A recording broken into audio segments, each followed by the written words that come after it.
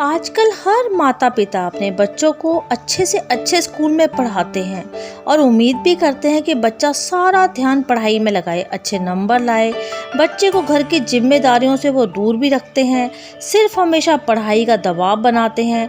उनके इस रवैये के कारण बच्चे पढ़ाई में तो अच्छा प्रदर्शन कर जाते हैं, लेकिन सोशल इंटेलिजेंस यानी उनकी सामाजिक बुद्धिमत्ता का विकास नहीं हो पाता। बच्चों को घर के अंदर और बाहर अपनी जिम्मेवारियों का ध्यान रखना, घर के छोटे छोटे कामों में मदद करना भी आना चाहिए।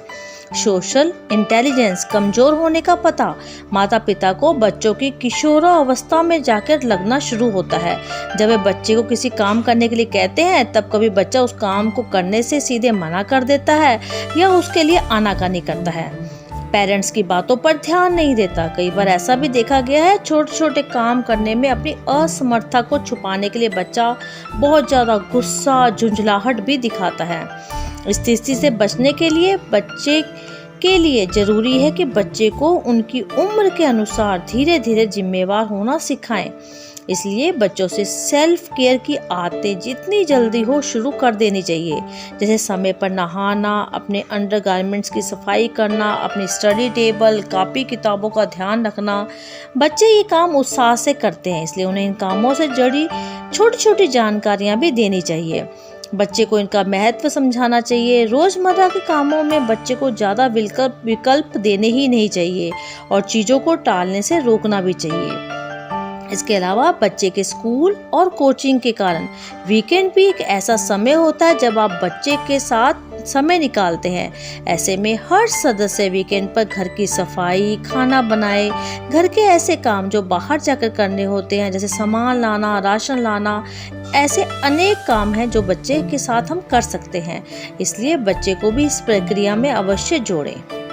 इसी तरह से छोटी छोटी खरीदारी करवाकर बच्चे को अपनी ज़रूरतों का सामान खरीदना, पैसे का हिसाब रखना सिखाएं। बहुत से माता पिता बच्चे का हर काम करना पसंद करते हैं। वे सोचते हैं कि बच्चा अभी छोटा है, उसे अभी ये सब सीखने की ज़रूरत नहीं। अगर बच्चे को समय रहते चीज़ें नहीं सिखाई तो आगे सीखने का वो प्रयास तक नहीं करेंगे। बच्चों को पॉकेट मनी देकर पैसे की अहमियत समझा सकते हैं। जीवन में सफल होने के लिए समूह में काम करना जरूरी है, इसलिए बच्चे को ऐसे खेल खेलने के लिए प्रोत्साहित करें जिन्हें समूह में काम हो, जैसे क्रिकेट, फुटबॉल इत्यादि। जिससे उनको एक साथ खेलना, एक साथ काम करना आए। इसके अलावा जब बच्चे किसी बर्थडे पार्टी करते हैं, कहीं जाते हैं, तो उन्हें इस आयोजन से जुड़े छोटे छोटे कामों की जिम्मेवारी हम दे सकते हैं। उन्हें लोगों से बात करने का ढंग अपने आप ही आ जाएगा।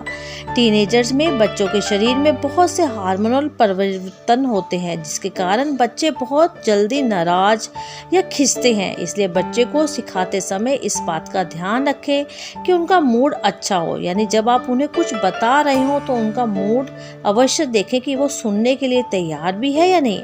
अगर उसका मूड खराब है, वो गुस्से में है, उसे कुछ देर के लिए अकेला छोड़ दें, ज़्यादा दबाव ना बनाएं। इस समय यदि आप उन्हें कुछ सीख देने की कोशिश भी करेंगे तो उन्हें ये बात समझ ही नहीं आएगी। हम अपने बच्चों को जो भी सिखाना चाहते हैं उनसे उम्मीद करते हैं कि उन्हें आना चाहिए, तो उन चीज़ों को हमें स्वयं भी करना चाहिए। यानी अगर हम किसी से उम्मीद करते हैं तो क्या हमें वो काम खुद नहीं करना चाहिए? इसी तरह से अपनी मनी मैनेजमेंट को दुरुस्त रखें, नई नई चीज़ें सीखें, अपना टाइम मैनेजमेंट सही रखें, परिवार के साथ ज़्यादा समय बिताएं, बच्चे को पड़ोसियों और रिश्तेदारों से मिलवाएं, साथ ही उसे सामाजिक आयोजनों में शामिल होने के लिए प्रेरित करें। तो टीन एज में बच्चे जब भी कोई काम करते हैं, जब बच्चे छोटे होते हैं, तो जैसी आप प्रक्रिया उनके साथ करेंगे तो आपको आगे से वही चीज़ मिलेगी। तो इसलिए बढ़ते बच्चों संग अपने काम भी बांटें और जिम्मेवारी भी। अगर आपको मेरी ये बातें अच्छी लगी तो D5 हिंदी को सब्सक्राइब करना ना भूलें। धन्यवाद।